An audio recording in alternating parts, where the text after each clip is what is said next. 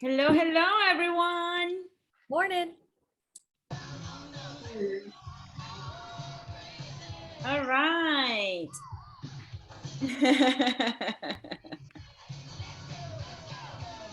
That Marty's morning jam? Is that Oh, what we're pretty doing? sure it is. It is. It is. Good morning. I like it. I like it. Good morning, Rainmakers. Okay, so hold on over here. I think we can get started, you guys. Let me find you and share my screen. Okay, so it is week 6. Welcome everybody to week number 6. All right, so today we're going to talk about the sales pitch and how to create effective sales funnels.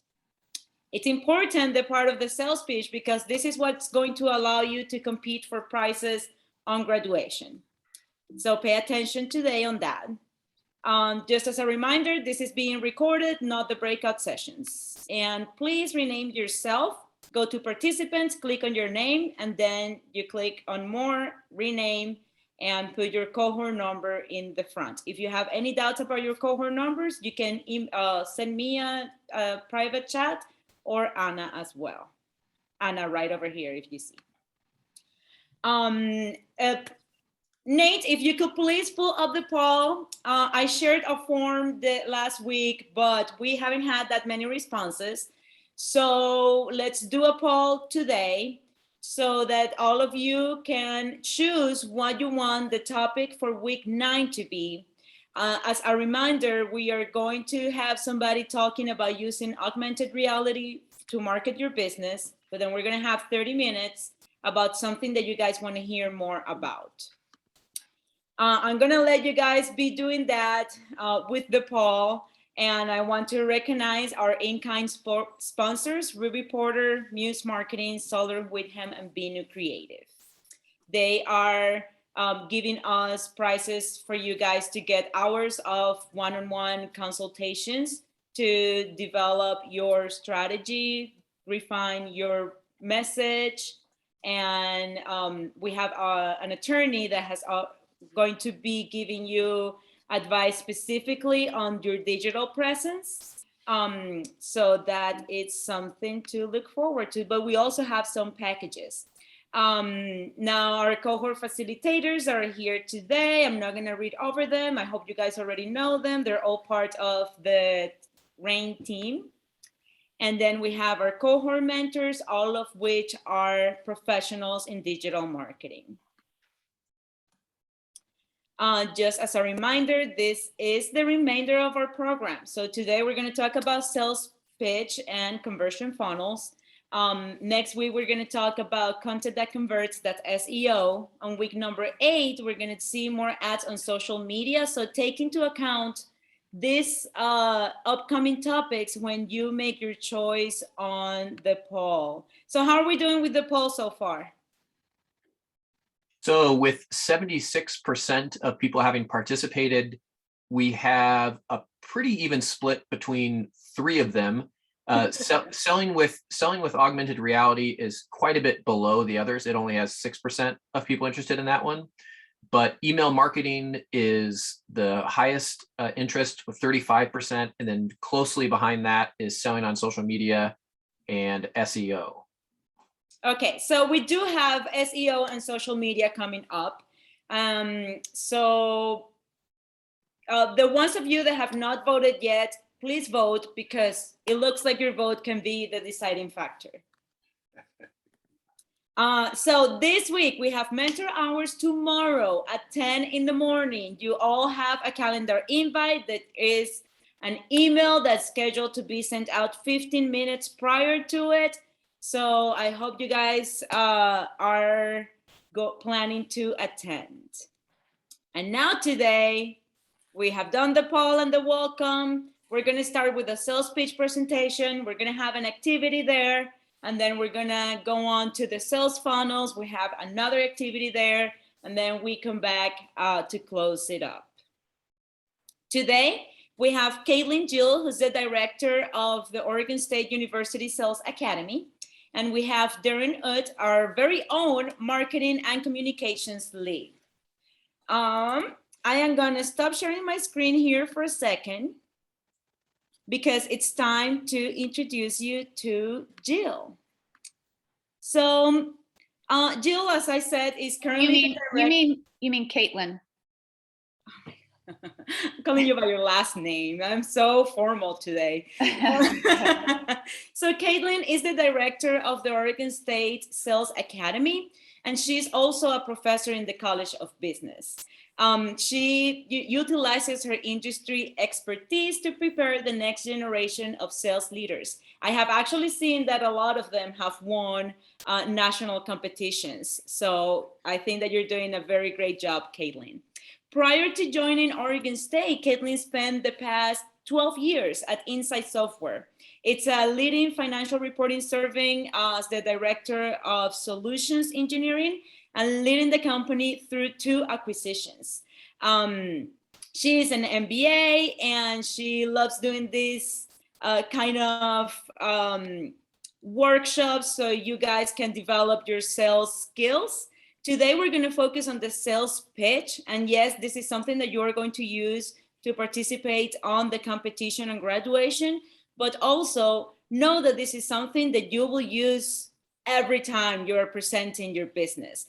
This is what you use to hook the person to learn more, want to learn more about your business. So with that, I want to give the microphone and screen sharing capabilities to Caitlyn Gill. And if you guys have questions throughout the presentation, know that we're monitoring that and we will ask them for you and keep an eye on that. So Caitlyn, take it away. Thank you so much, Ani, for that wonderful introduction. And thank you to the whole RAINmakers team for having me today. I'm very excited to meet with all of you, and I'm very excited to learn more about your businesses. I wish we had all the time in the world so I could learn about each of you and what you do. Because I know that you guys are all coming from a lot of really fascinating industries and have a lot of great customers and customer stories to tell. But with our short 30 minutes, I'm going to try to keep it focused to the pitch and kind of walk you through what I teach my students about elevator pitching. We're actually preparing for an elevator pitch competition right now, so very, very relevant. So I'm going to go ahead and share my screen with you. And so if we could, let's see, if you could just give me the heads up when you're able to see my screen, or a thumbs up. All right, fantastic. Okay, so we're going to talk about pitches today. You guys are all preparing for a pitch competition as well. So this is very relevant. This can be really nerve-wracking and scary, but it doesn't have to be. So as Ani said, a pitch and developing the elevator pitch, or a 60-second, 90-second pitch, is something that we'll all use either as business leaders, business owners, or just as people. So at some point in time in your life, someone's going to ask you, what do you do? And so having the kind of framework to put together a pitch, either for your business or for yourself as a person, is really important. So I'm excited to talk to you guys about that today. So wanted to start just with a quick poll, and you guys can enter this information into the chat because I don't think I have the ability to load up a poll here. But I'm just curious as to what you guys, when you think about the term selling, which one of these options would you consider as the correct answer when we think about what selling is? So accepting your point of view, accepting your proposal product idea, doing something that you want him or her to do, or coming to a decision that is mutually beneficial for both parties.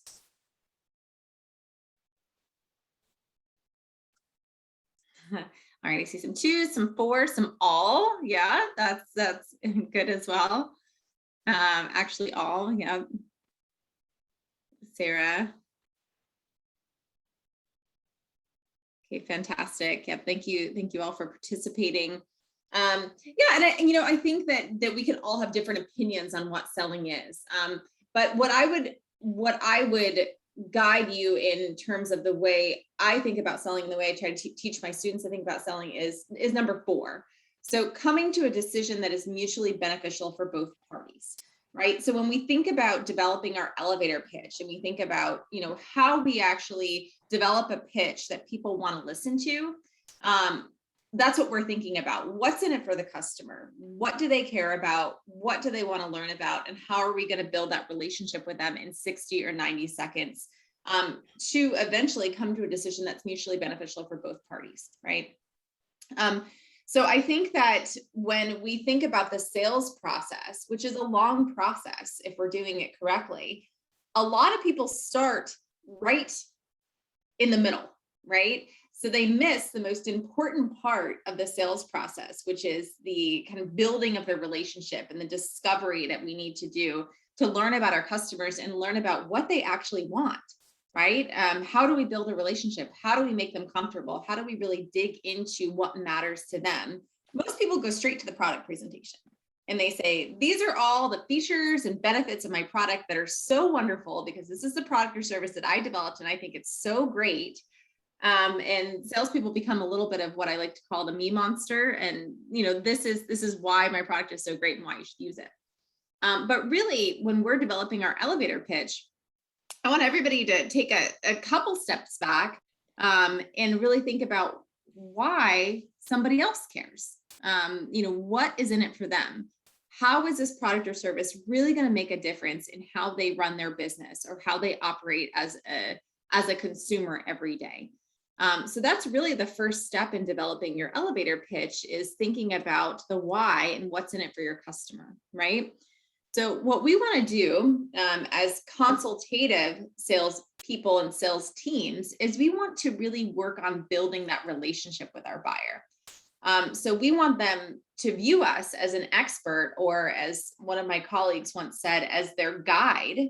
So if you kind of can think of this as a Sherpa or a guide in the process, we want to be someone who is literally helping them achieve their business objectives, putting on the backpack for them and walking with them through the process, doing the heavy lifting, right? So to do this, we have to identify what their hot points are. So when you guys all think about your target customer, think about, what really matters to them. How can you help them with your product or service? And you put yourselves in the shoes of your buyer. So think about the problems that your product or service may solve, or how your product or service can simplify a process that they are doing today, right? And so that's really going to be where you can develop your hook. That first part of the pitch is, how do you solve a problem, or how do you simplify a process, okay? And so when we think about that with our buyers and we think about peeling back the layers of the onion, there's really kind of a 3-step process that I would challenge you guys to ask to your consumer base or your buyer base. So if you have a couple people that are using your product or service, ask them, what is the problem that you're having today? Or what are some problems that you're having today in relation to my product or service? What would it mean for you to solve those problems for your business? And then what would that mean to you personally, right? So when you ask these 3 questions, it's kind of peeling back the layers of the onion of first understanding what problems or challenges they have, what would it mean for their business to solve them, and then what would it mean for them personally. So I'll tell you guys a story. In my software career, I sold a product that helped with analytics. So it was an Excel add-in. I'm sure we've all used Excel. And it pulled real-time data from really any relational database into Excel to do reporting. And so when I would talk to clients, the problem that they would be having is they would have to rekey data into spreadsheets, and that takes a long time. And then once all of that data is in a spreadsheet, you guys have probably all looked at a P&L or a balance sheet. You have to validate that information. So that means they have to go back to their source system and see where it came from every time they have a question. And so what problem our tool solved is that it allowed them to build a spreadsheet in Excel that actually pulled data directly from the database. And if they had a question about any number, they just clicked on it and it would show them exactly where it came from. So this is solving the problem of the time that it would take to rekey data into Excel, and just the stress and headache of having to validate that data constantly, right? So the problem was time. What it would mean to solve it for the business is money, right? So we're saving time, so we're saving money. What it would mean to the person personally is that it's allowing them to make better business decisions because they don't have to spend all of that time rekeying data into Excel, which means that they could spend more time making business decisions and maybe even more time out of the office at the end of the day, right? So they might want to go to their kid's soccer game or go out to dinner with their spouse or a friend. And so that's what it would mean to them personally. It's giving them back time. So when we're thinking about building our elevator pitch, these are the questions that I would challenge you to ask your customer base, what their problems are, what would it mean for them to solve them, and what would it mean to them personally? So I want to just pause for a quick second there and see if there are any questions so far.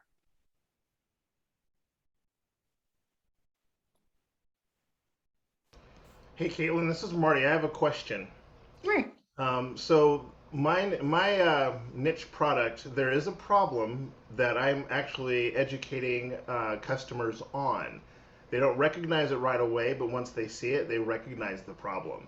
So that's the barrier that I'm kind of breaking through when it comes to my service.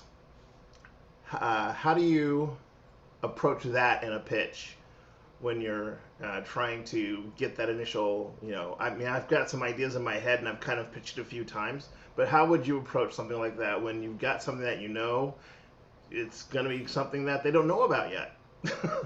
But once they do, it's that light bulb moment, like, oh my God, yeah, I do need that. That's really serious. Sure, absolutely. And I'm sorry, what was your name again? My name's Marty. Marty. Yes. Thank you, Marty. So that is exactly why developing an elevator pitch is important, right? Because you know that this problem exists. So Marty, in your business today, do you have any type of website or web presence? I do. Okay.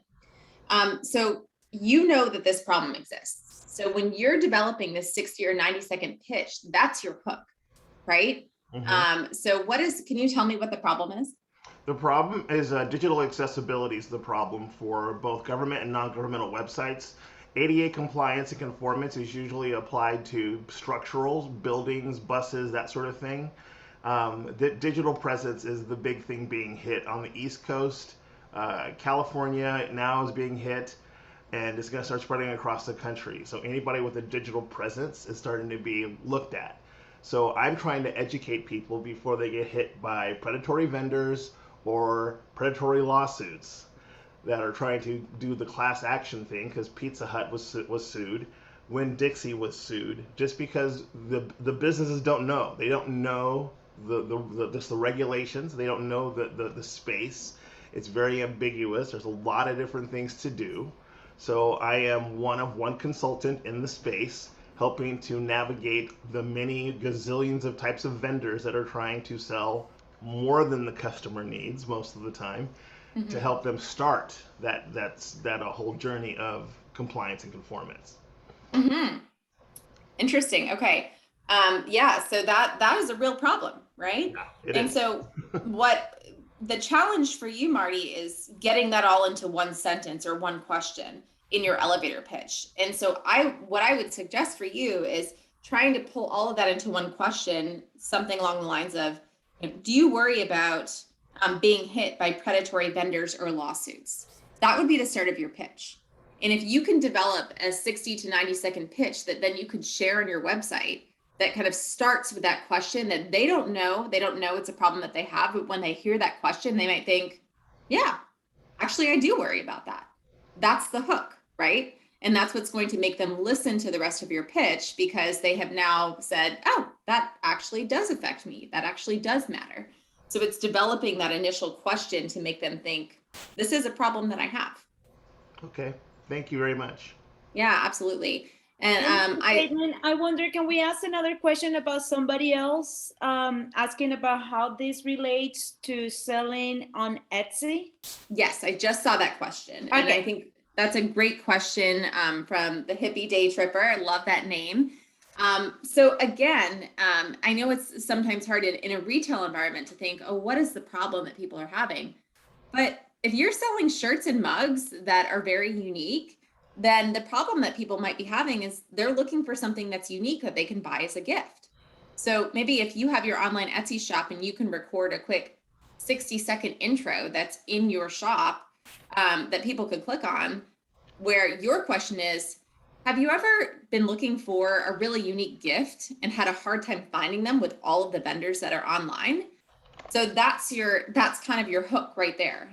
What is it about your shirts and mugs that make them different than the other online Etsy shop vendors? And then developing a question around that you could build into your pitch that then you could push out on your website that might make your website or your web presence a little bit different.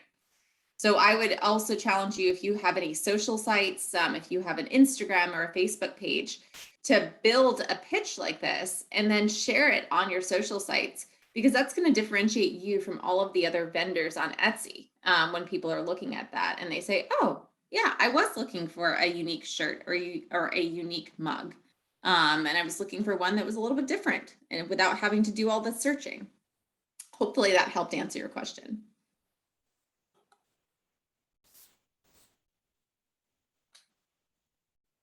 Any other questions at this point? I think we need to leave it for the end since Okay. we're going to be doing an activity. Okay, sounds good.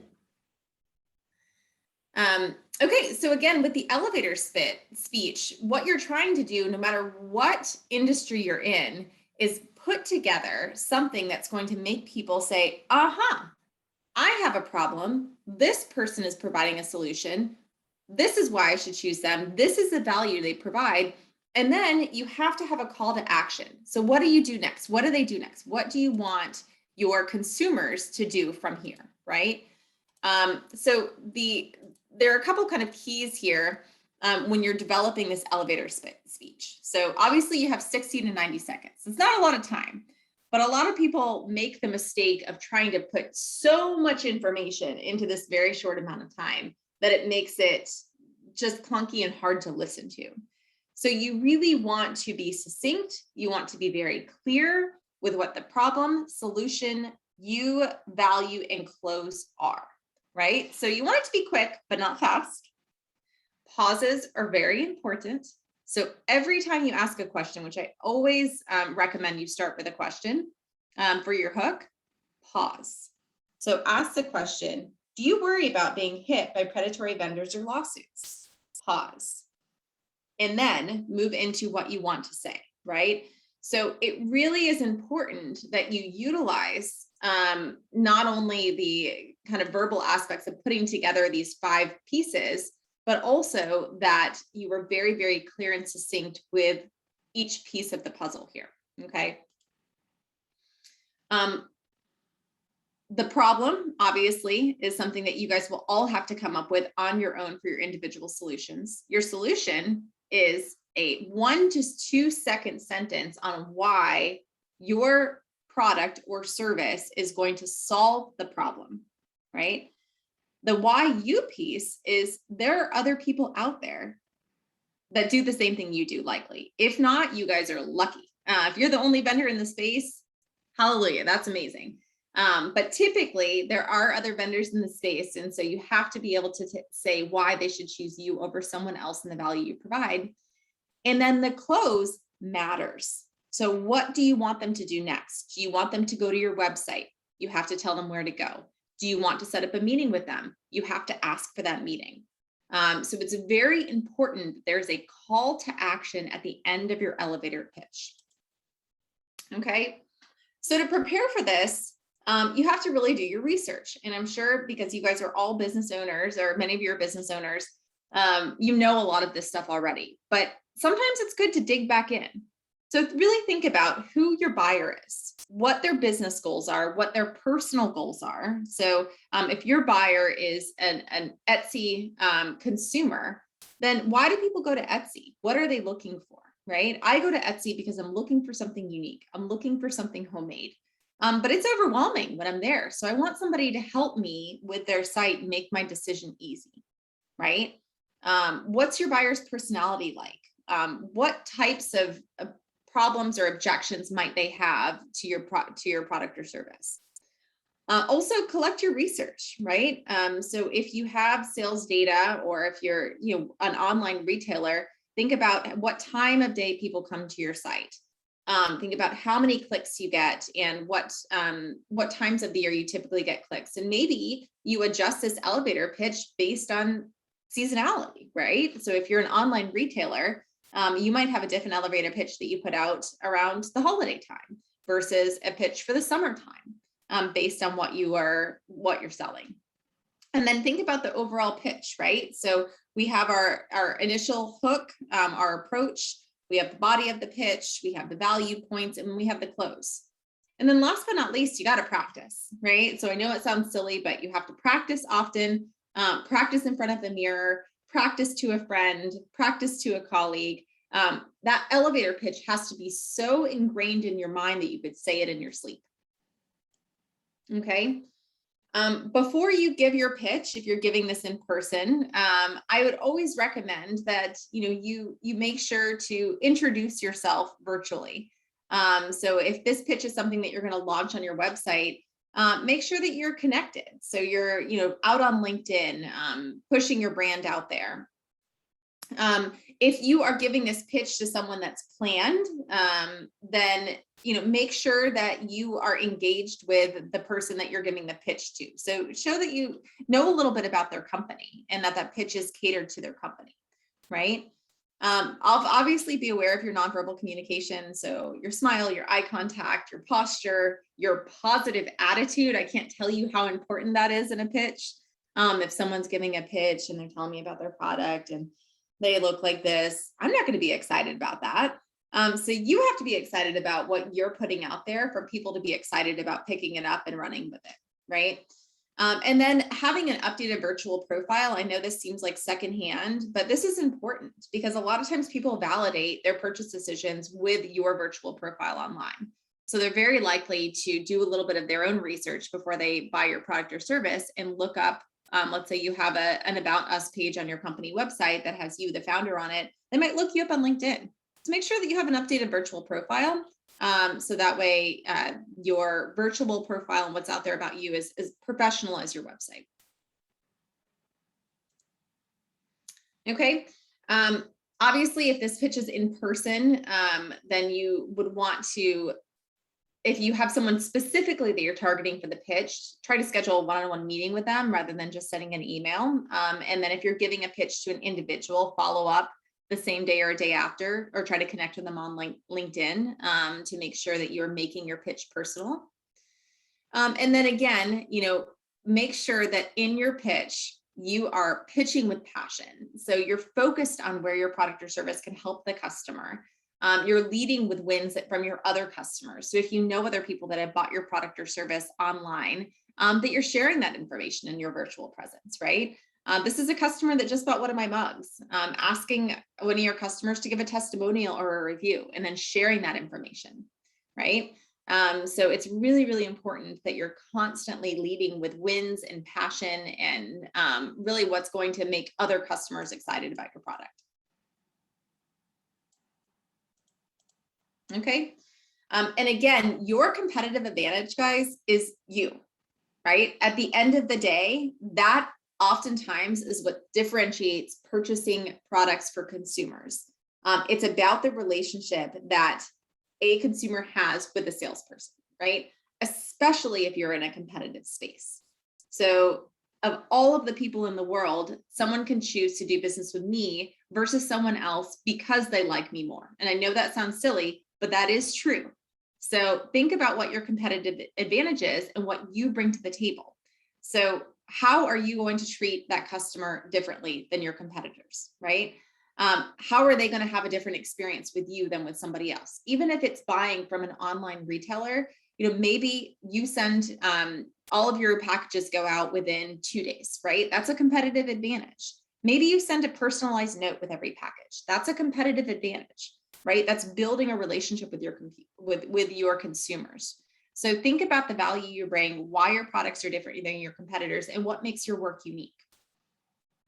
Okay, because there is, there certainly is something to be said for that, and said for trying to differentiate yourself in a competitive market. through some personal touches. Okay. So I always think about, or I like to give the example of the, kind of 1 degree of separation and what makes these individuals unique, right?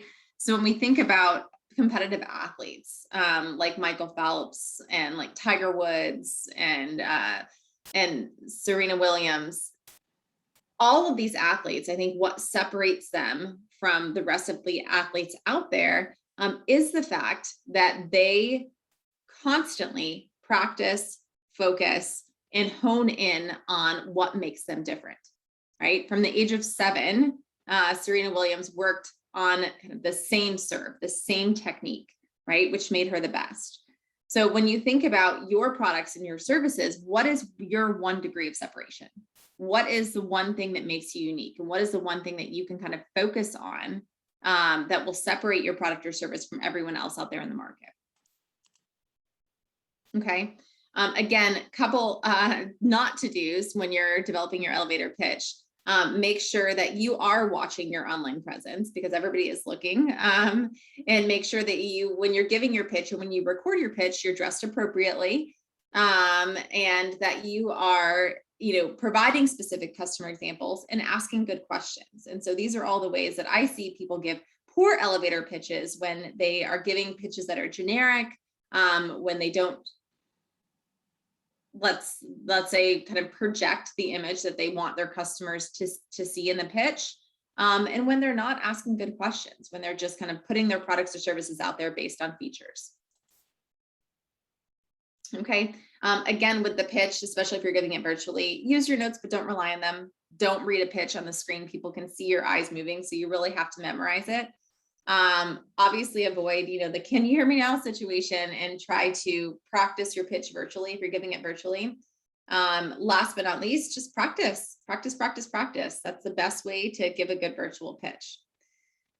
So I wanted to give you guys the opportunity right now to kind of plug your products or services into this sample elevator pitch. So this is the pitch kind of broken down into 5 pieces. You have your problem, your solution, why you, your value, and your close. And really think about this generically, right? This format can be applied to any pitch in any industry at any time. So I'll give you an example of how I would use this in my industry. So problem in the industry I used to work in is that CFOs were often frustrated by the time it took to close the books at the end of the month due to the time spent on exporting, rekeying, and validating data in Excel. Solution: Spreadsheet Server eliminates the need to spend hours rekeying data into Excel, as well as provides real-time drill-down capabilities that the office of the CFO needs to validate. Why us? For 20 years, CFOs have trusted Insight software to provide the best solutions in reporting and analytics. With Spreadsheet Server, you can spend less time crunching data and more time making decisions by providing a solution that pulls real-time data into Excel with drill-down capability. I'll give you a call to learn more about your situation. Could I have the best number to reach you in a date and time that works best? Thank you for your time. So you can see all of those pieces being pulled together into an elevator pitch.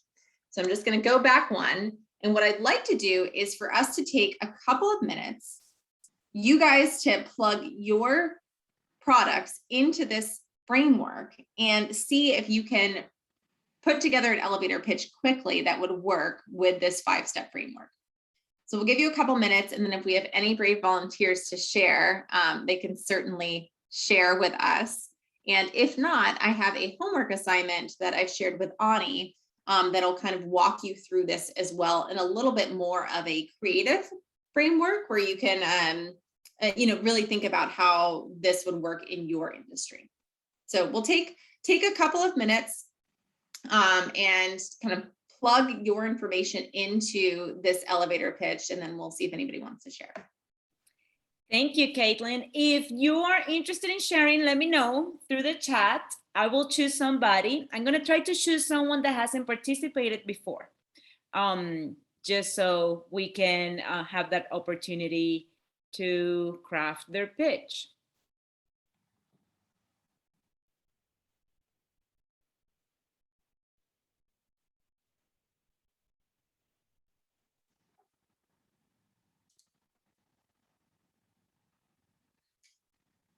And as you guys are putting these together, I know that many of your businesses have not been around for 20 years. So with the duration, I wouldn't worry too much about that. So even if it's, for a year or for 2 years, you can certainly plug that information in, right?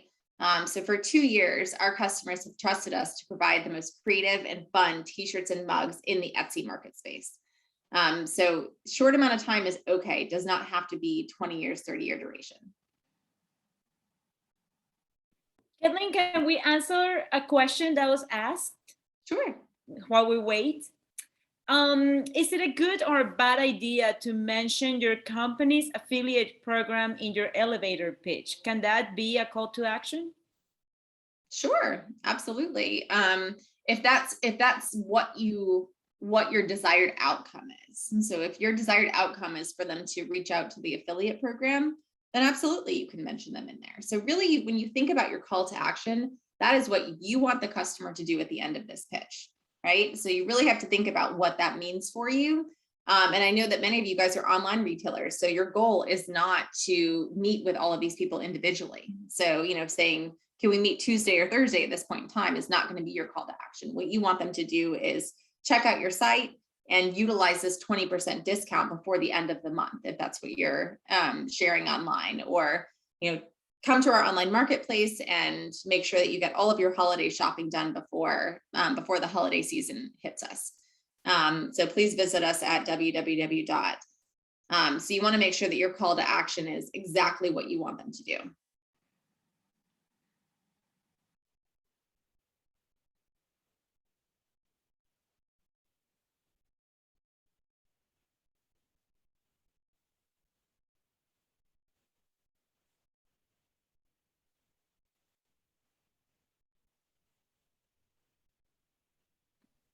All right, do you guys want to start raising hands to see who wants to share?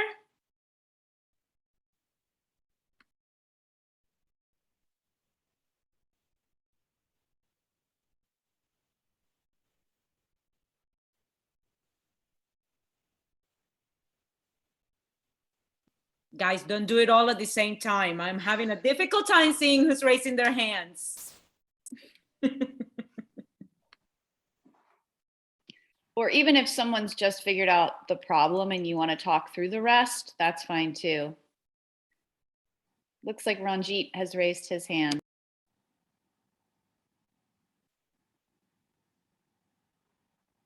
Okay, let's give a chance to Nicole since she hasn't participated before, and then we'll go with you, Ranjit, okay? Thank you. Nicole, you can unmute yourself. Great, thanks, Ani. So I didn't finish the whole thing yet because I'm kind of stuck on the YU part because we haven't been around for 20 years and I don't really know what to put there, but I've got the beginning part, so I thought I'd share. High school athletes are often frustrated by the effort it takes to get noticed by college coaches. PacWest Academy eliminates the need to wonder about opportunities you might have had. That's all I've got right now. Fantastic. I love that. That's great. And I'm sorry, who was that again? Nicole Dobler. Oh, hi, Nicole. Yeah, that's great. Thank So you. yeah, the why us is that's a hard one. And I'll share with you, this is the worksheet that I am going to, that Ani is going to send out to everybody that might help you kind of develop that, your, what we call the USP. So your unique selling proposition. What is it about your work that no one else can do like you? So I would challenge you to think about that. What is it about this program for high school athletes that is unique, that no one else can do? And that's your why, right? That's your why you.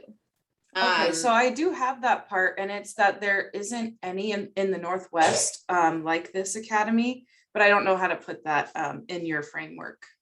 Sure, yeah. And so the framework for that exercise, again, is it's kind of hard to just kind of plug in, but I would say when you use this worksheet, you can be more creative in how you set that up, right? So something along the lines of, and I'm just kind of thinking on the fly here. So in the North, and it's an athletic academy, right? Yeah, for football players out of high school. Specifically for football players? Yeah. Okay, great. And we are the only football academy in the Northwest like this for high school athletes. Well, after high school. Okay, perfect. Wait, Pac West. Thanks, Marty. Yeah, I'll figure out a way to reword that. I don't think I can use for in the beginning part like your example, but I think I can figure out something to put there. And I'm excited to present at the end of this course. So thank you. Yeah, absolutely. Absolutely. So let's see here. Yeah, because again, you haven't been out there for that long, but I do think that as the only football academy in the Northwest, you could kind of start with that and then build in your unique selling proposition from there. And so take out duration and replace that with as the only, and then kind of build on that. But that was Awesome, an thank you. excellent problem and solution. So really, really nice. And it sounds like a really cool business. Awesome. We have a whole bunch of people that got stoked about it and are actually raising their hands. So Caitlyn, I'm going to leave it up to you to choose, I don't know, randomly. So we do have some people that have not been able to raise their hands because they're having some technical issues. So we do have a couple more that are interested in sharing their elevator pitch. Okay. Okay. Well, Ani, you know everybody better than me. So is there anyone who has not gotten to share very often this term from the folks that are raising their Let's hands? see. I think that Kathy hasn't shared. Jennifer hasn't. So yeah. Let's see. Kathy Gink.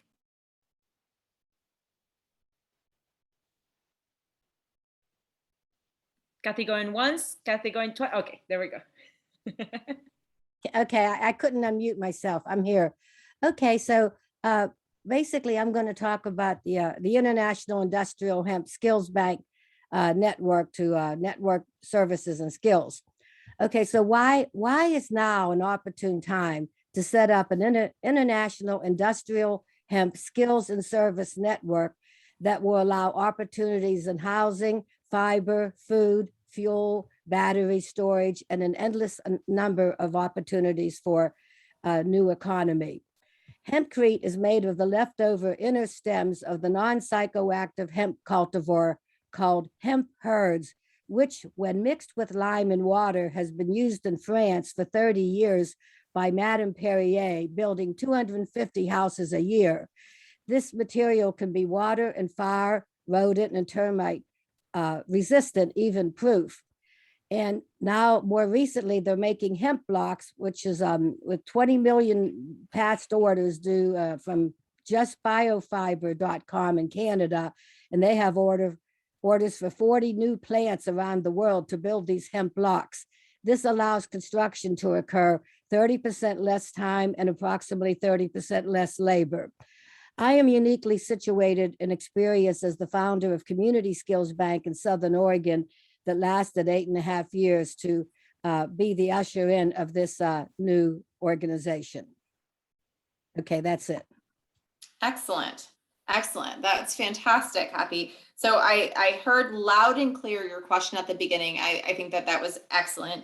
And then the kind of bulk of the middle of the presentation and the value that you add was great. I especially liked that this allows construction to occur 30% less. And it was 30% less and with 30% less labor. That's a power statement right there. So my only suggestion to you, Kathy, is to condense your pitch down to less, right? So there was a lot of kind of data in the middle, whereas the things that kind of came out loud and clear to me were your initial hook, that initial question, the action or the kind of power statement of what your product does, and then adding in that call to action at the end. So what do you want people to do, right? Do you want them to look at your website? Do you want to set up a meeting with them? So make sure to include that at the end. But that was a lot of really excellent content. Awesome. Thank you so much. I wish we had more time to go over each one of your pitches, guys. If you have any questions, just ask them away and we'll try to address them. And think we need to continue and finish the presentation for today.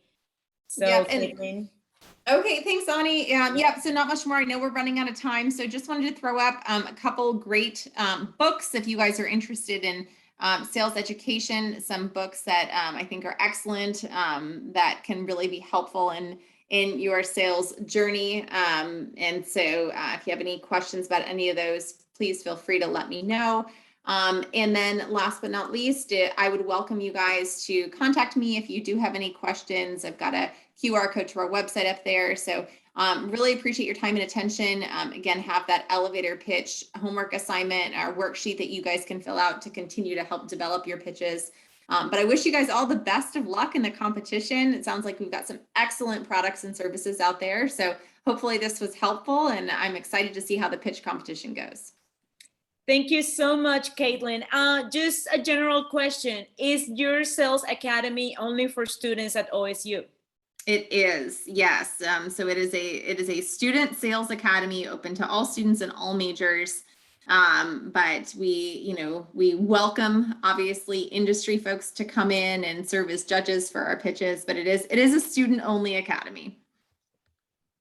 All right, I saw that question coming. I saw a lot of nods there.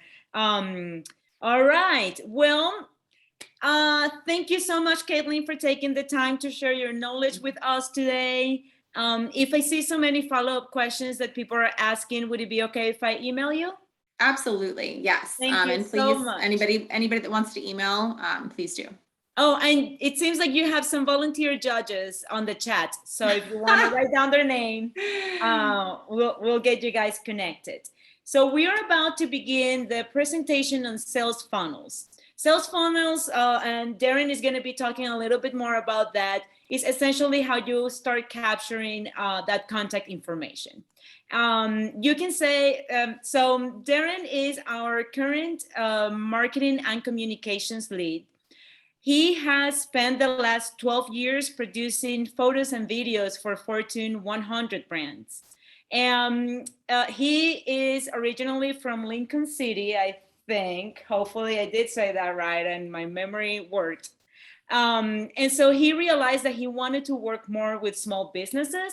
So in March 2020, he pivoted to digital marketing and launched Hyperscale.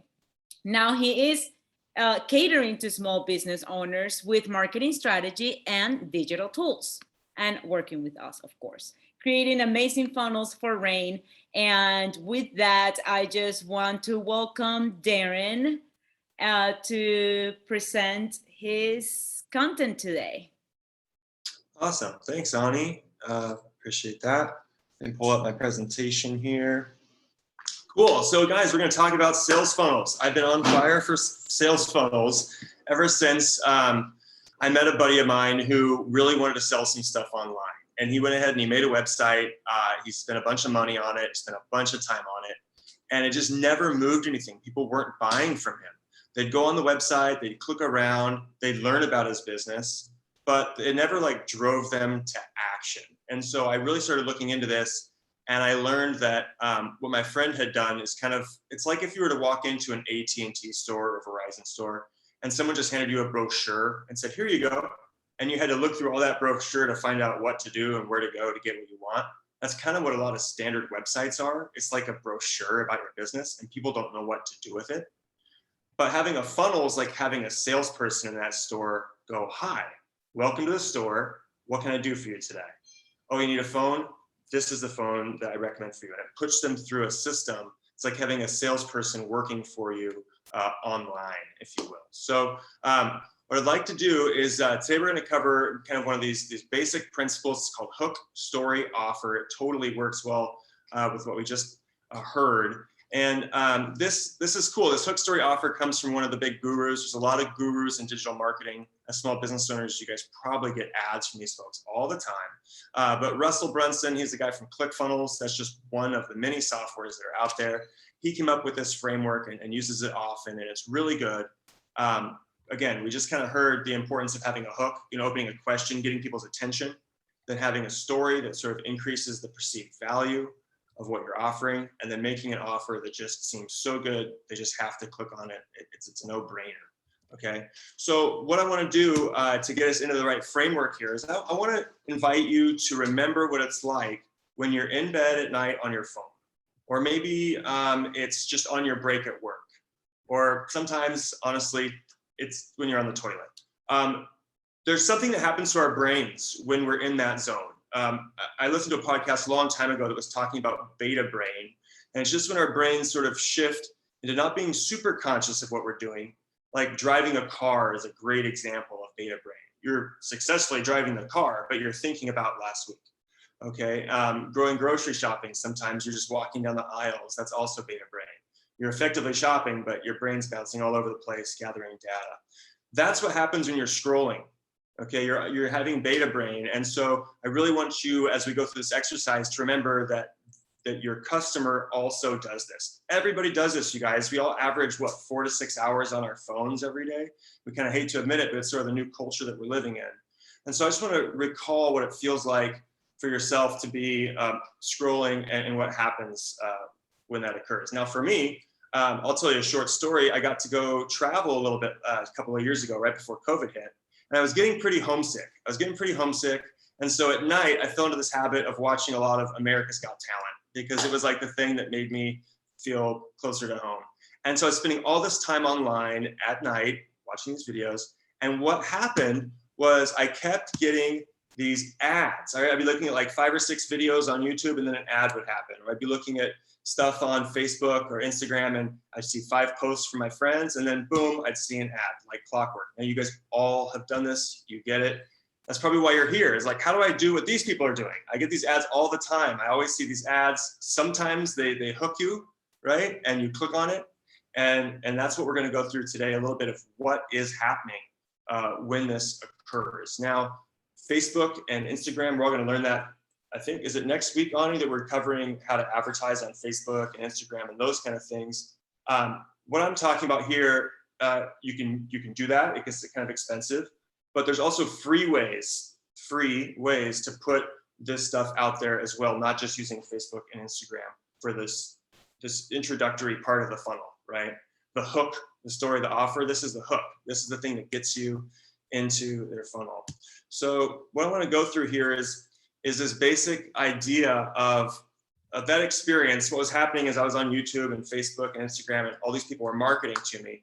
I would see this ad, and then I'd click on it. It would go to a landing page, what I'll just call a lander. So it goes from an ad to a lander, and almost every time they're offering me something in exchange for my email, for my phone number, for my name, right? It's almost always in digital marketing. That's the currency that we're working with. It's unlikely you're gonna be able to just sell them a product and get that $30 or $300 from them the first time they've heard of you. But getting their email in exchange for something of value, people are willing to do that. And then it puts them into this drip email campaign. And that's where, again, it's free to send an email. So you don't have to pay or spend money on an ad to reach them. Once you have that email, you can market to them for free. So that's kind of what we're going to cover today, is this ad, then getting a landing page, and then doing this drip email sequence. This is from 2014. I mean, this has been happening a long time on the internet, but now it's easier than ever before to do this for small business. So I'm going to go through one little mention is just that, funnel strategy and stuff can get kind of complicated, but don't get too confused. On the left here, you'll see these 3 sort of email sequences. That could be emails you send out to your current list. That could be an Instagram ad. That could be a Facebook ad, right? But those first 3 email things, that's the ad part. And then it goes to a landing page, which is the first thing you see. And then it has those drip email sequences down below. And if anybody clicks on those drip email sequences, guess where they go? Another funnel page, right? So you just kind of keep making funnels and push people through your sales pipeline, which is pretty cool. So let's look at a couple of successful ads here, and let's break down this hook, story, and offer. All right, so the hook, the whole point of the hook is to grab people's attention. And so sometimes a photo will be really good at that. Some videos can be really good at that. Sometimes just a really good question is a great hook. And so in this one, the hook is the entrepreneur's guide to whipping up an irresistible email marketing campaign.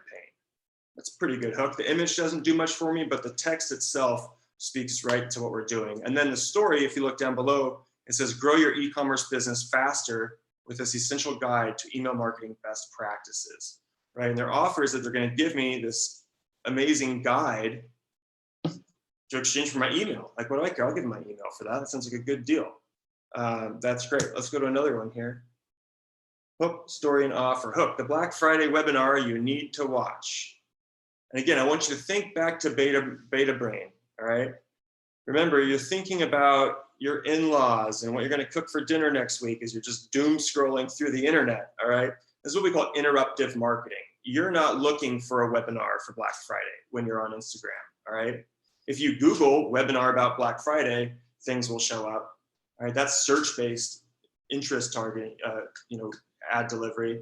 This is called like interruption, right? So people are scrolling, they're in their own la-la lands. What's a hook that's going to get them to go, oh, okay, my brain wants to follow this and see what's going on. So that's their hook there. Their story is that, again, the whole point of the story is to increase that perceived value. They do that by telling you get to hear from the world's fastest growing brands on how to increase your conversion rates. This isn't too far off from what we were just hearing about why me and what's the value that you're going to get out of it, right? So it's such a cool deal. We just got these pitches and you can see how you're going to directly transfer parts of that pitch sort of into this hook, story, offer idea when you craft your ads, okay? We'll go through another one here. Vegan collagen, right? Now, again, if they're serving this to a bunch of meat eaters, that's probably not going to get their attention. They'd be like, whatever. But if you know your niche audience and you're serving this to them, just those two words together, vegan and collagen, piques curiosity, right? And with the hook, your goal is to grab that attention. And I'd say one of the best ways to do that is to pique curiosity, keep them questioning a little bit, like, oh, that's interesting. Let me know more, right? And then the story here is mostly just the image, and they have a very simple, just shop now. There's a couple different things to cover. Like you might have heard terms of like top of funnel, middle of funnel, bottom of funnel. This is a great example of top of funnel, which means people don't know much about you. You're just trying to spread awareness of your brand. This is a great example of that in that it doesn't have a really strong call to action. It's just like, learn more about us, take a look at our shop. It's not saying, purchase this now for $29.95 and get a discount on the next order. It's not doing that. That's more of a bottom of funnel. After somebody knows about you, they heard your story. That's when you're going to go for the close, if you will. This is more of that intro, trying to get rapport with people. Yeah, so kind of keep moving here. I want to go ahead and get into breakout stuff as soon as we can here, because I just think there's a lot of time we could spend on this. So I wanted to do an offer building exercise. I want you guys to think about what kind of offer you can offer for your business. I wanted to go through this cool example of this free coffee upsize. So if you look at the small print down below the coffee cup, it says, enjoy this treat with every order of our pastries. Okay, so they're advertising a free coffee upsize, but sneakily what they're really trying to do is sell more pastries. So I want you to think of this as like product A and product B, product A being the one that you want them to buy, right, which is the pastry, and that kind of gets hidden a little bit. And then think of the product that you're willing to give a bunch of discounts on or whatever else. That's what you're going to promote, right? This business, it doesn't cost them much in coffee to go from a 12 ounce to a 16 ounce to a 20 ounce, right? They're still got to pay for the cup. The coffee's pretty cheap, right? But someone who wants more coffee or wants just a pastry and sees this offer, this business is now getting customers who buy both a pastry and a coffee. So it's a real win for the business. So I want you to think about that yourself. I know a few business people we got in here. So I was thinking about the ski shop, the ski bum, bird ski shop. I'd love to maybe do an example there where, the product that you want them to buy might be a killer ski package, right? But it's easy for you to offer boost, not like a free parking pass when they get something with you or something like that. That's probably a bad example. But I want to do some breakouts here. I think it's time to do that. Do you have any questions about this workshop before we go into the breakout rooms? I have a question. Feel free to unmute yourself. Excellent. Yeah. Do you have a recommendation on character lengths, like how short the copy should be? It looks like they're very, very short, all the messaging. Yeah, I think that's because of beta brain. You know, you really got to put yourself back into that. That's why I opened with that. As a marketer, I think it's really valuable to put yourself back in that shopping mode, because when you're crafting this, you're not in that mode. You're crafting, so you're very alert. You're thinking, you're overthinking about what you got to say about stuff to your customers, right? We all do that. But think more about just how do you interrupt people with the most simple, basic stuff. That's just how humans work. Humans are predictable enough, right? I mean, one of my favorite things is to talk about that the average American reads at an 8th grade reading level. You know, so if you start adding a bunch of complicated stuff, it's just not going to work. I think there's an analysis done on like the last X amount of presidential campaigns, and the campaigns that really had the shortest slogans and spoke in the most simple terms won every time over the last like 40 years. So to answer your question, shorter is definitely better, because we read in our minds. There's a voice in my head that reads this when I read it to myself, and I can tell when that voice gets boring. Right? And it's when it's reading a bunch of words that it doesn't understand. If it gets confused, it's like, next. Same with shopping. If you're in the grocery store and you see something that's confusing and you don't know what it means, I mean, a confused prospect never buys. And so you never want to have any confusing content at all. It's got to be yes, yes, yes, yes. My brain has to go yes, yes, yes, yes, right? Free coffee upsize, yes. Enjoy free pastry. I like pastries, yes. So that's my answer to that one. Good question though. Yeah, shorter is always better. Any other questions? I've got a question. Does it have to be an actual product that you're offering, or can it be a discount? Oh yeah, it can totally be a discount. Tell me more. Oh, well, I have a bone broth product, and so I just sell bone broth. And so I don't have any other products to offer. So I just wondered if for this scenario, for the work when we do breakout rooms, you know, could I have mine as a discount code? Well, what product do you want them to buy? I know you want them to buy bone broth, but wouldn't it be nice if they were buying bone broth from you every single month?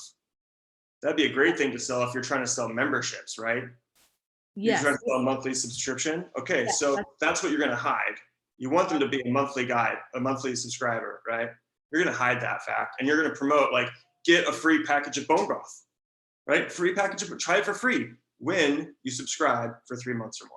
Oh yeah, got it. Okay. How that works? Yeah, because the subscription model is in my business plan. So yeah, that's a great example. Yeah, so I really want you guys to see that your true intent. It's kind of nice to hide it just a little bit and put out something that you're willing to give away for free. Like a package of bone broth doesn't cost you much, I imagine. It's fine to send out a free package of that, especially if you're getting 3 months worth of membership.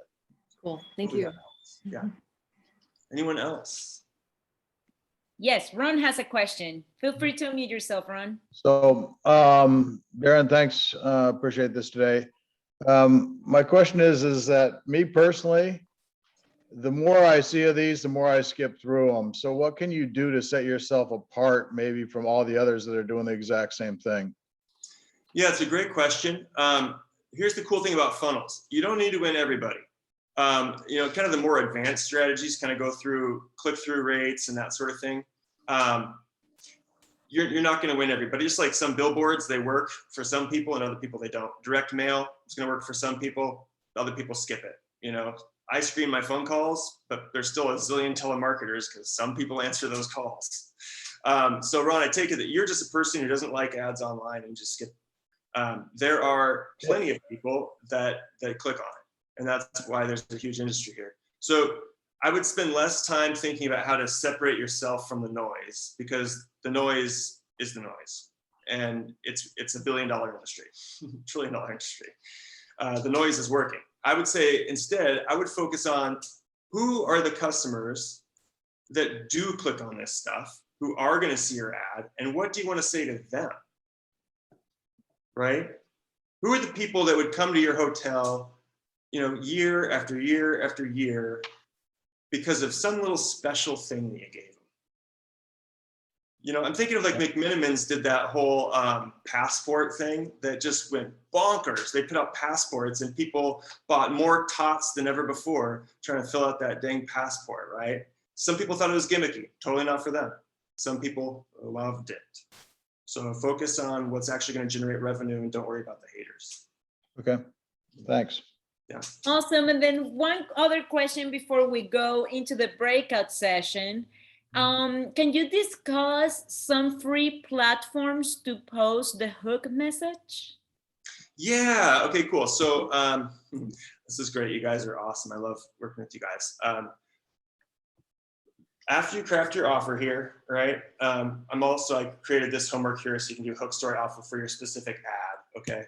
But I wanted to give you guys a bonus gift, right? And show you guys how you can get Facebook traffic with no ad spend, position yourself as a leader in your niche, and help other people in the process.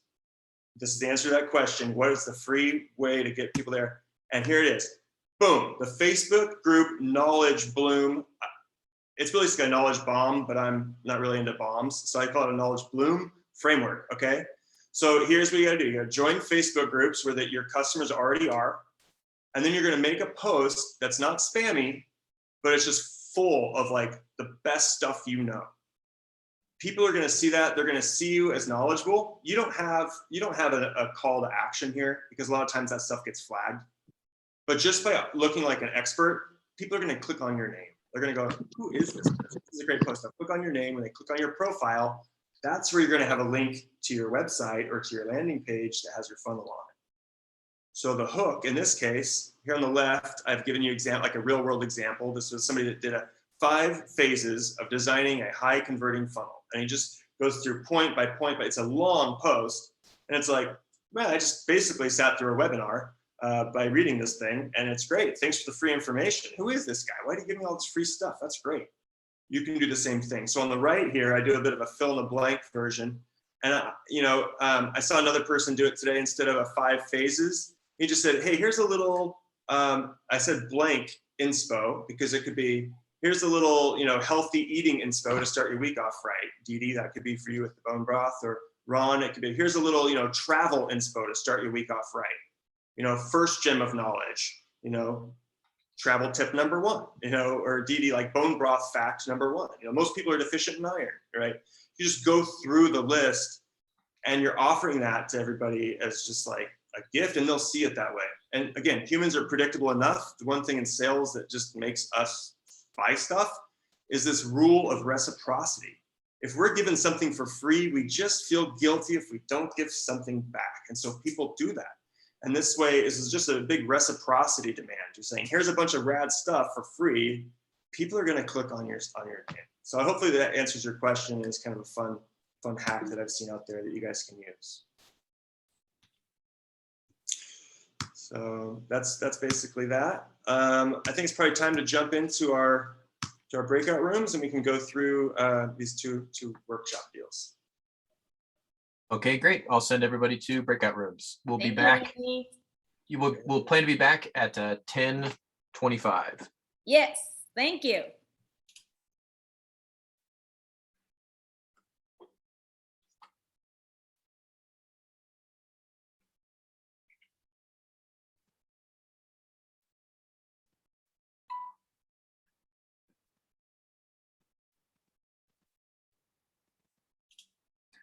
All right, if you're watching the recording, we have approximately 15 minutes until everybody is back from breakout rooms.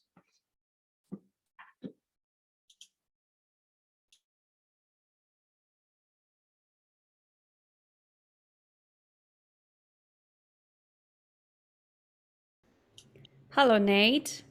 Hey, hello. Would you be kind enough to put me in room number 3, please? Yes. Because my Nada Spaniel Sorry about that. That keeps happening. I think I go off of a master spreadsheet, and I'll edit that right now too. Sure, that would be awesome. Thank you, appreciate it. Thank you, Annie. You can go back and hop in your room. Of course, yeah, I was just trying, but I couldn't. I couldn't send myself back. The power has been taken. Can you help me, Nate? Yeah, hold on. Oh yeah, if you click the 4 squares, join breakout room, it'll give you your option of room number 5 on your screen. Yeah, I'm trying to put you. Can you do that? Do you see a join breakout room? I do, but I still see room 5. I don't see 5 it. is the only one where you see yourself. Is that right? Yes, yes. Oh, I see what I can do. All right, we want to put you in 3, correct? Mhm. All right, see ya. Awesome. It doesn't let me actually choose one. And where do you want to be? And number 5. You want to go to number 5? Yes. Yeah, I just came back in so she could be relocated. Oh, that's interesting. Because I see you still in number 5.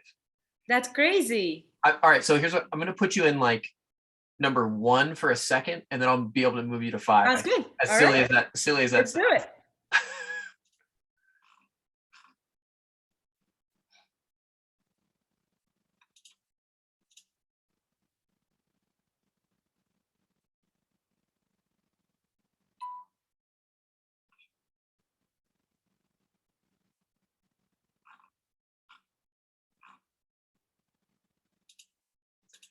Hey.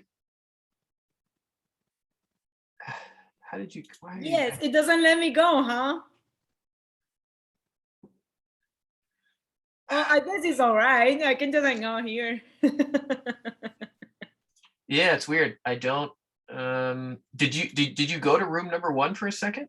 It did take me to room number 1. I didn't. It didn't even like upload the image or this audio or anything like that. But it's all right. I've always been curious about that plant you have over there in the background. Yeah. Yeah. Hey everyone who's watching the recording. Ani and I are gonna. Yeah, isn't it my grandmother? I got it from my grandmother when it was like really small. That's awesome. You know, it's one of those where like you have it in different rooms and it's kind of not doing real well, and then it got put there.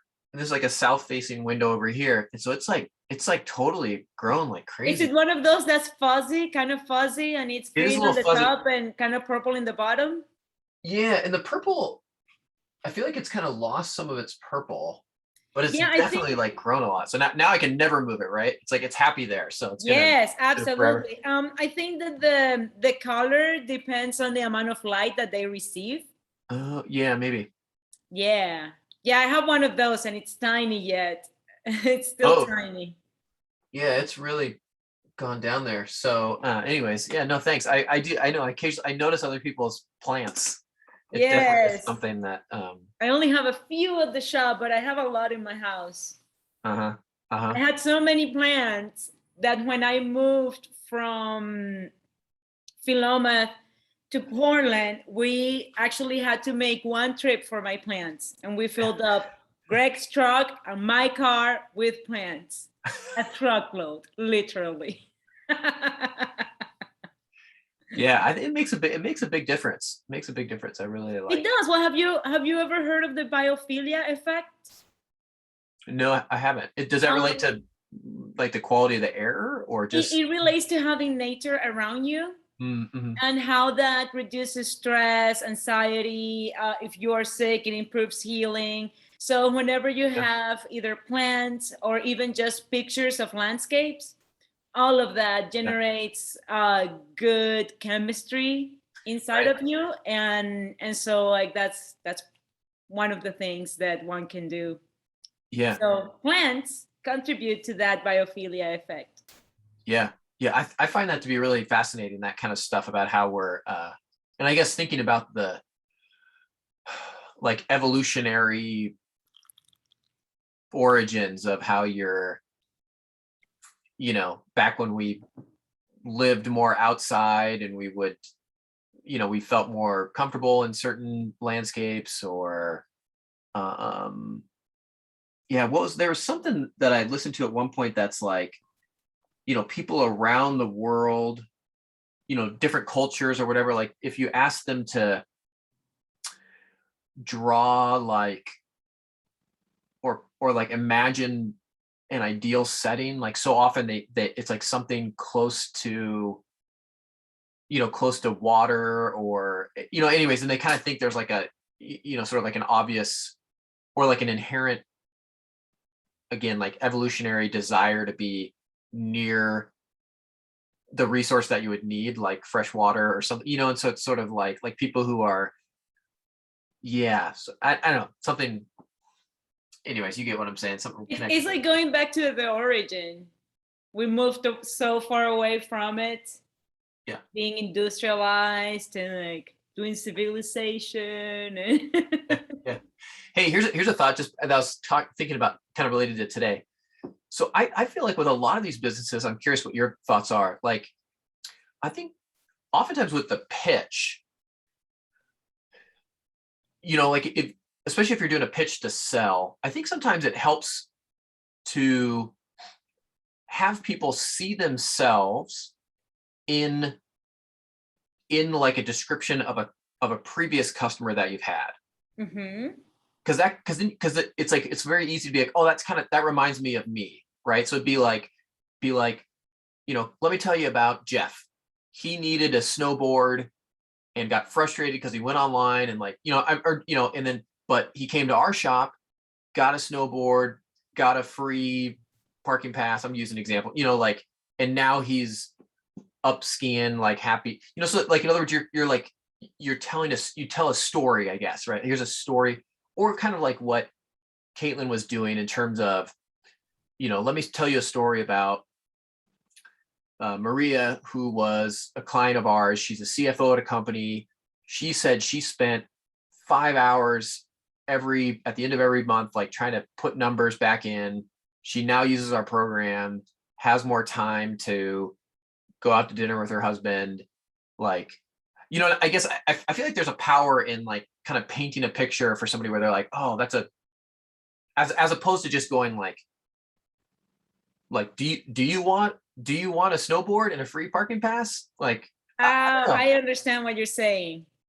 A different style. Maybe it's a different style, Yeah. pitch, but sort of. Anyways, that would be my coaching. Is that sometimes I think that there's just a lot of power in giving people an example of, I don't know, your story, like some, people looking for fashion that's just not, they were frustrated by going to stores and finding the same things that everybody else was wearing. And it's like, then they came here and they got this. Testimonials are powerful, right? So Yeah. powerful. Yeah, and it's also just the power of storytelling, Right. like I think it's easier for people to see themselves reflected on that, or be like, oh, I'm a Jeff, or I'm like, Totally. oh, I want to be, or I want to experience what Jeff experienced. And I think there is an inherent defensiveness that can come up sometimes when people feel like they're being pitched. Mm-hmm. And it's almost like no matter what you say, they're going to be like, like, okay, I'm being pitched right now. So it's kind of my job to like resist the, tactics being used here, as opposed to like, if they're listening to a story, then the decision in their head is like, yeah, do I relate to that person or not? Yeah. Sometimes, it's like every time I get phone call, they're like, do you want to save money? And it's like, no, I don't. Yeah. Yeah. Your car warranty just ended. Yeah, do you want to? Yeah, exactly. They're always like, yeah, do you want to pay less? It's like, of course, everybody does. So it kind of makes you feel like. But those are a little generic. So Yeah, I think that right. that it's like when she Right. was talking about, I don't know if she touched on that or not. But sometimes it's a little difficult for me to like be paying attention to the presentation itself, because I'm paying attention to the chat or whatever. Yes. But like being able to be natural about it, Right. it's super important. And it's like, if for Right. you it's not natural to be like, do you think about da, da, da, da, da? And it's like, don't do that. And there's all that pre-work of like knowing who you're talking to, right? So you're talking to Yes. somebody That, oh, you took it out of me. Is that what you're gonna say? Oh yeah, I was just Nice. gonna say, like, you have to cater your pitch to whoever your audience is. So if you're gonna be talking to a potential investor, that's a different thing. If you're gonna be talking to a potential customer, that's a different thing. If Yeah. you're gonna talk about somebody so they can talk about your offer, then that's a different thing. Yeah. Yeah. Ani, do you rent the space that you're in? Yeah.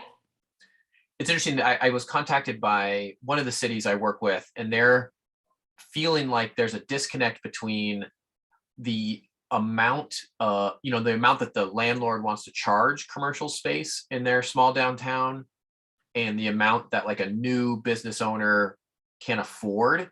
Uh-huh. And so I'm just they're trying to think about, what are ways that they can help solve that problem. Maybe it's by facilitating discussions between those two parties, or some sort of creative solution where it's like, I don't know, maybe there's some sort of like kind of subsidy for people to get started in a space. Or I'm curious about your experience as you've thought about trying to pay rent. Yeah. I have a really good landlord, honestly. But I made sure that was happening. Before I signed anything, I even contacted the person that used to be here. And so, but I had no idea what other prices were in the same neighborhood until spaces started to open up. And I just decided to call just to do general research. And I realized that my rate is actually really good. I think that cities themselves need to actually like sit down with both parties and have an open discussion, and then see about the potential of subsidizing for a certain amount of time, like until people get started, or even I think that would be it, because you cannot like tell the landlord you need to be charging this much. Right. But if and landlords do not do any market research as far as I want to attract my customers. They're like, this is my place, this is how much I'm going to charge. I think that it will be good for the city to see what the cost per square footage is in other similar cities of a similar size, similar traffic of people and all of that, because that would allow for like a reality check. Right. And then there are a lot of possibilities for funding, like there are, I would encourage them to check out what the different programs are that Business Oregon has, for example, or like those calls that they throw out at the state level for developing certain areas, because that could be a possibility for funding. Here in Portland, Prosper Portland has been doing, which is the development agency of the city. Right. They have been doing some low cost retail spaces. So I think the city buys the building. I'm not sure if they buy it 100%, but I think that they do.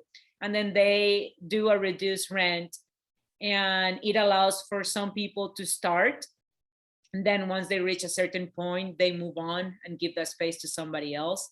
But those are the things that I've been seeing that that's awesome, that have worked out. Perfect. All right, I'm gonna bring people back. Sounds good. Thank you.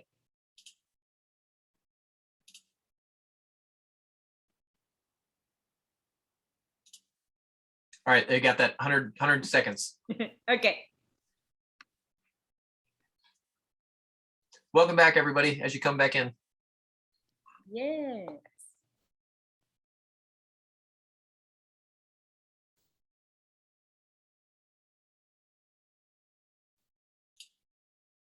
Now, let me make sure I have the rest of this. It should be about 10:26 on it, and then we'll get everybody back. Okay. I'll wait to see if Darren wants to add anything, because all I'm doing is sharing when the mentor hour is and what's going to happen next week.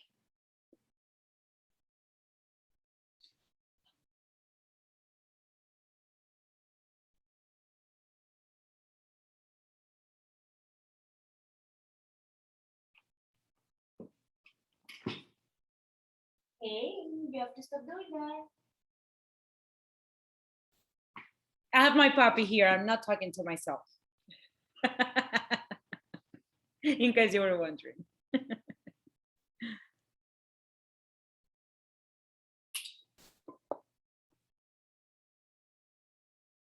Man, these seconds go by really slow when you're looking at it.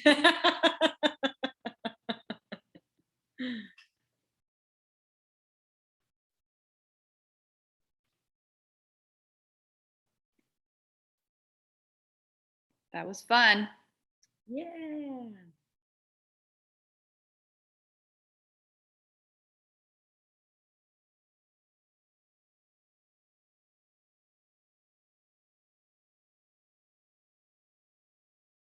Did you guys have good breakout sessions?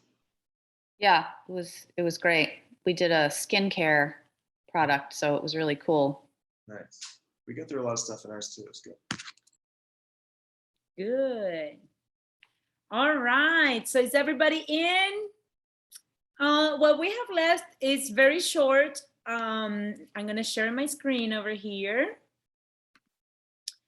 I just want to remind you that the mentor hour with Darren is tomorrow, November 4 at 10 a.m. And you all have an invite for this. If you haven't received an invite, let me know. But I have been sending invites to everybody.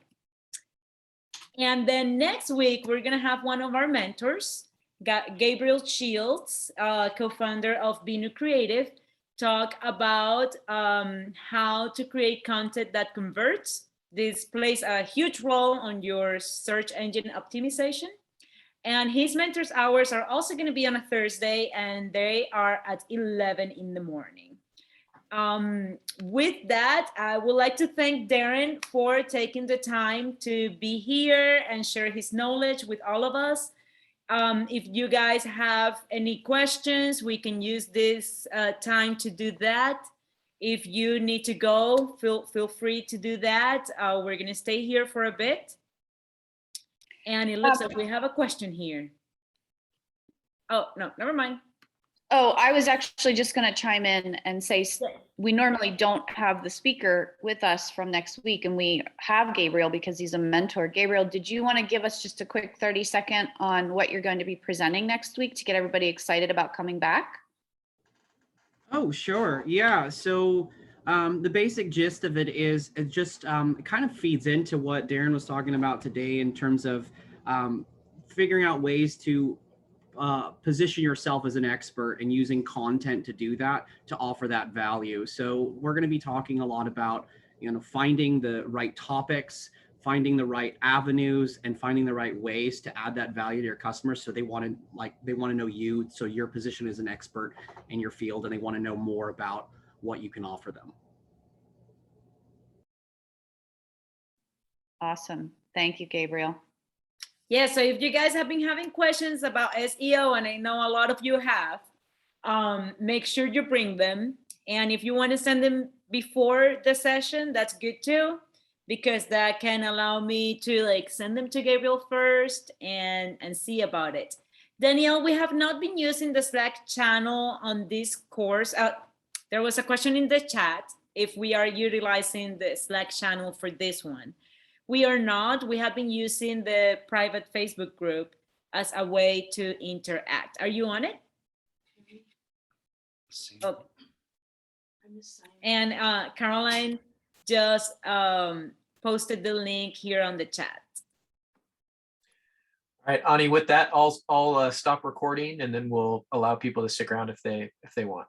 Thank you.